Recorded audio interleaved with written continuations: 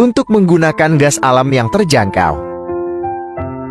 Seorang pengrajin di Pakistan memutuskan untuk membuat tabung gas dari lembaran besi. Meskipun mereka tidak memiliki produksi kelas atas peralatan, mereka berhasil menciptakan produk berkapasitas besar melalui serangkaian proses. Lembaran besi ini adalah bahan bakunya. Pertama, pengrajin menggunakan mesin pemotong untuk memotong besi. Lembar untuk ukuran seragam, untuk membuatnya lebih mudah. Untuk membentuk lembaran besi menjadi silinder, ujung spray harus ditekuk. Untuk mencegah lengkungan setelah pembentukan.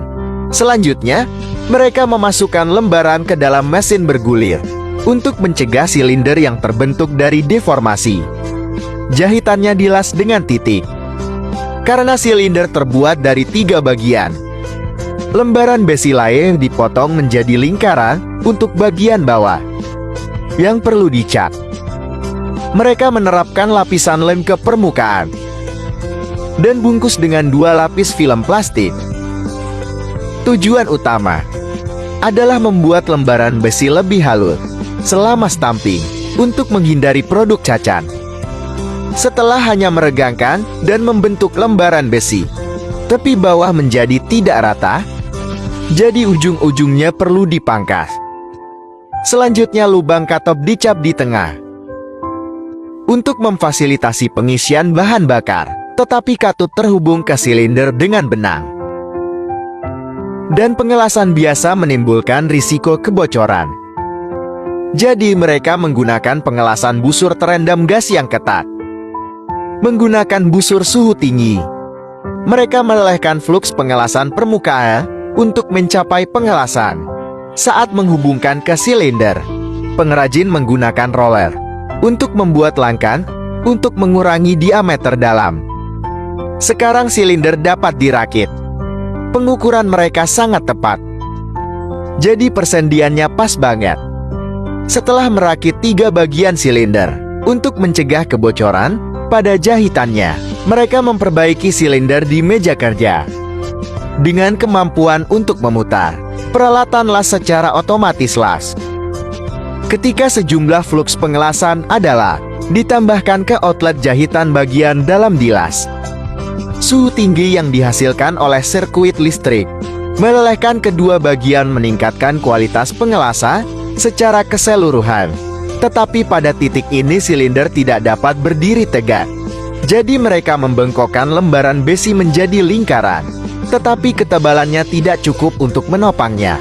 Jadi mereka menggunakan mesin stamping untuk membentuknya, membuat area kontak dasar lebih besar.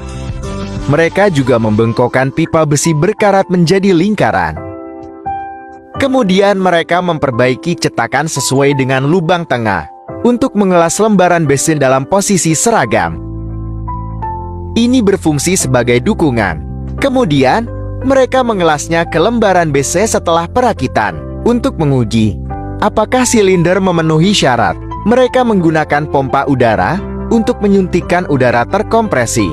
Jika pengukur tekanan tidak berubah, itu berarti silinder telah lulus pemeriksaan. Tapi karena masih ada karat di permukaan, pengrajin mendorong silinder menjadi mesin sandblasting untuk membuat permukaan lebih halus, untuk membuat silinder lebih tahan aus. Mereka memilih proses pelapisan bubuk kelas atas. Menggunakan gas bertekanan tinggi mereka membuat bubuk bermuatan menempel di permukaan, menutupi lembaran besi, tetapi setelah waktu tertentu, bedaknya bisa jatuh jadi. Mereka menggunakan suhu tinggi untuk memanaskan permukaan silinder, melelehkan bubuk, untuk lebih menghitung berat gas cair. Mereka menimbangnya sebelum meninggalkan pabrik, dan tandai nilai pada permukaan silinder dengan sablon sutra. Kemudian, mereka memasang katup di tempatnya untuk mencegah kebocoran katup. Pengrajin menggunakan air untuk pengujian gelembung. Pada titik ini tabung gas minyak bumi cair terbuat dari lembaran besi selesai.